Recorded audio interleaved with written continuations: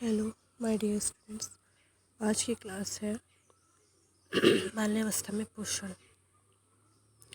ये BA fourth semester का NEP का सिलेबस है। सबसे पहले बाल्यावस्था के बारे में बात करें। इससे पहले मैंने एनईपी का कोर्स कंटेंट शैशवावस्था में पोषण इसके बारे में आपको बता चुकी हूँ। आहार नियोजन क्या क्या होता है। तो बाल्यावस्था जैसे आप जानते हैं 5-6 की आयु से लेकर 11-12 वर्ष तक की अवस्था होती है।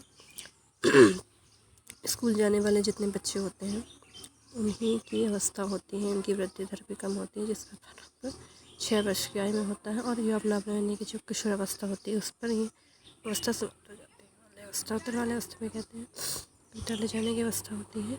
6 से 12 वर्ष की उम्र उत्तर बाल्यावस्था कहलाती है। और दृष्टि से विकास की दृष्टि से देखें तो इसका बहुत बड़ा महत्व है। समय तक बालकों की औपचारिक शिक्षा स्कूल जाना इसका उनका स्टार्ट हो जाता है और वो सभी शारीरिक क्रियात्मक जो क्रियाएं हैं वो भी सीख चुका होता है। विशेषताएँ होती हैं इसमें कुछ। सबसे पहली विशेषता थी बहुत अधिक क्रियाशील होते हैं बच्चे, बहुत ही फिज़िकल मेंटल वर्क करते हैं। लड़कों में हर वर्ष लंबाई 4 से 8 सेंटीमीटर और लड़कों में 5 से 7 सेंटीमीटर बढ़ती है। लड़कों का वज़न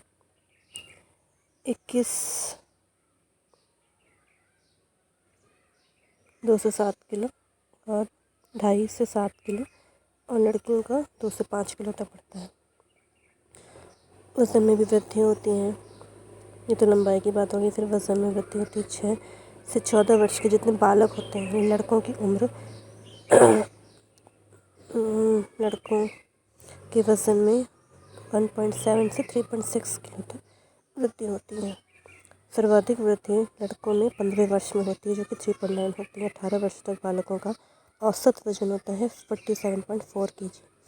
बालिकाओं के वज़न में 6 से 13 वर्ष की उम्र तक 1.6 से लेकर 3.5 kg यानी 1.5 किलो से लेकर 3.5 किलो तक वज़न में वेट गेन करते हैं। यानी सर्वाधिक वृद्धि इसमें 16 वर्ष की उम्र में देखी जा सकती है, जब वो उनका प्यूबर्टी एडोलसेंस की स्टेज स्टार्ट हो रही होती है, पीक पर होती है, तब उनकी लड़कियों का वज़न हाईएस्ट गेन करता है। फिर ऊंचाई में वृद्धि अभी हो गई लंबाई, वज़न और ऊंचाई। 6 से 14 वर्ष तक की उम्र के जो लड़के होते हैं उनकी 4.4 सेंटीमीटर से लेकर 5.5 सेंटीमीटर तक उनकी ऊँचे हो जाते हैं। 14 वर्ष के बाद बालकों की ऊंचाई की जो वृद्धि होती है वो धीरे धीरे कमी आने लगती है। 18 वर्ष की उम्र तक बालक पूर्ण लंबाई जितनी भी उसको लंबा होना होता है पूर्ण 18 वर्ष से की उम्र तक हो जाता है। उसके बाद उसकी ऊंचाई में वृद्धि नहीं होती है। बालिकाओं की ऊंचाई में 6 से 12 वर्ष की उम्र तक 4.6 सेंटीमीटर से लेकर 5.6 सेंटीमीटर तक वृद्धि होती है। इसकी वृद्धि अत्यंत धीमी होती है। 18 वर्ष की उम्र तक 151.7 सेंटीमीटर ऊंचाई प्राप्त कर लेती है। औसतन है, एवरेज है, इससे ज़्यादा भी कर सकते हैं।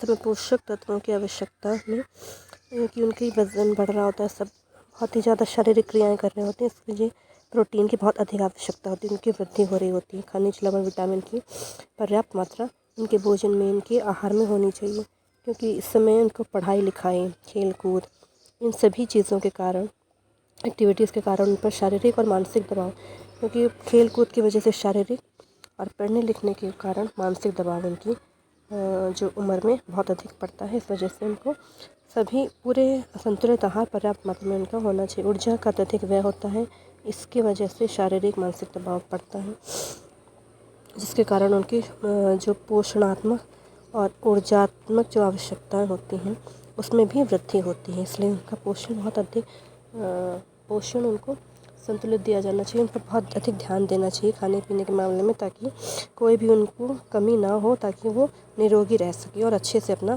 पढ़ाई लिखाई खेल कूद कर सकें। फिर क्योंकि इसके बाद जो उनका किशोरावस्था स्टार्ट हो जाती है, इस वजह से उनको लौह तत्व यानी आयरन की मात्रा लड़कियों को पर्याप्त देनी चाहिए, जिससे कि जब उनका पीरियड्स स्टार्ट होते हैं तो उनके शरीर में किसी भी तरह की कोई कमी ना हो, हीमोग्लोबिन कम ना हो, लड़कों और लड़कियों की वृद्धि दर में अंतर होता है, उनके शारीरिक संगठन में अंतर होता है, मांसपेशियों की वृद्धि, विकास, खून की मात्रा, विस्तार, विभिन्न अंगों और अंगों के आकार में वृद्धि होती है। पौष्टिक तत्वों की मांग भी बहुत अधिक होती है। इसमें कैलोरी की बहुत अधिक मांग होती है क्योंकि उनको भूख लगती है अत्यधिक क्रियाशील होने की वजह से। इस वजह से उन्हें कैलोरी युक्त आहार संतुलित मात्रा में देना चाहिए, जिसकी अगर इसकी कमी हो गई तो उनकी शारीरिक वृद्धि रुक जाती है और मानसिक विकास में भी बाधा उत्पन्न होती है। प्रोटीन शारीरिक विकास इस उम्र में बहुत अच्छा होता है, इस वजह से प्रोटीन की मात्रा इस उम्र में देनी चाहिए।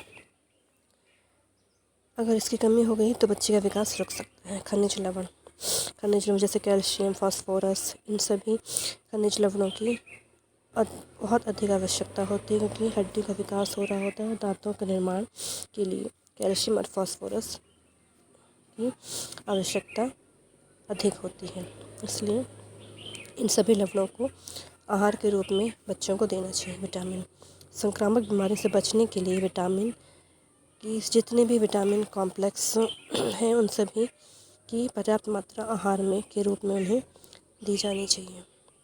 और ये पता भी होना चाहिए कि कौन सी विटामिन की कमी से कौन सा रोग हो सकता है, जिससे उससे सुरक्षित किया जा सके। फिर राइबोफ्लेविन विटामिन B2 होता है। अगर इसकी कमी हो जाती है तो होंठों के किनारे फटने लगते हैं, इस वजह से ये विटामिन महत्वपूर्ण है। स्कॉर्बिक अम्ल जिसे विटामिन C भी कहते हैं, इसमें रोग रोधक क्षमता यानी इम्यूनिटी बढ़ाने के लिए इस विटामिन की आवश्यकता होती है ताकि बच्चों को रोगों से बचाया जा सके। विटामिन B12 रक्ताल्पता यानी रक्त की कमी और नाड़ी संबंधी जो रोग होते हैं, जो मेंटल इलनेस होती हैं या हार्ट संबंधी जितने भी रोग होते हैं उससे बचने के लिए यह विटामिन बहुत अधिक आवश्यक है। तो आज के लिए बस